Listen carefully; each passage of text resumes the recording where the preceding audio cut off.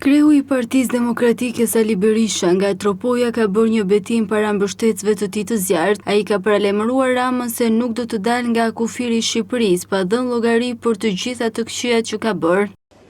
U bëj thirrje në radhë të parë socialistëve të këtij qarku.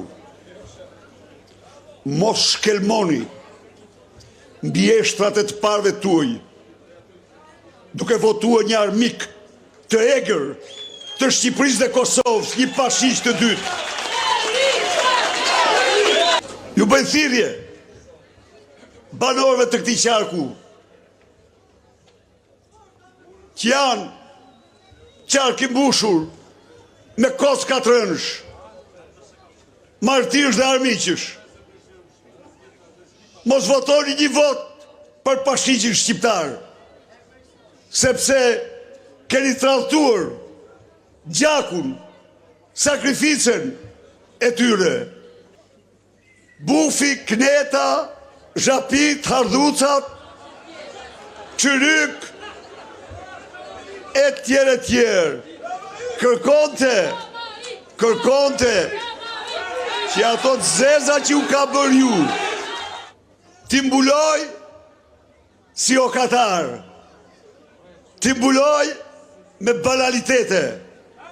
Në takimin përmbyllës të fushatës elektorale në Tropoj, kreu i PD-s i bëri thirrje shqiptarëve të mos votojnë për kryeministrin. Sipas tij, një vot për Ramën do të jetë një akt tradhtie ndaj të rënëve dhe gjakut të tyre. Kryedemokrati u ndal gjithashtu te gjuha e përdorur nga kryesocialisti Rama, duke konsideruar opozitën kënet dhe kreun e saj një buf. Sipas Berishës, është vetëm një përpjekje për të mbuluar vjedhjet e qeverisë së tij.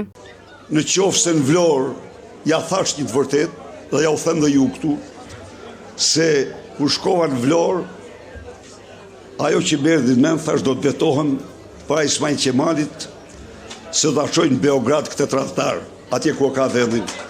Tani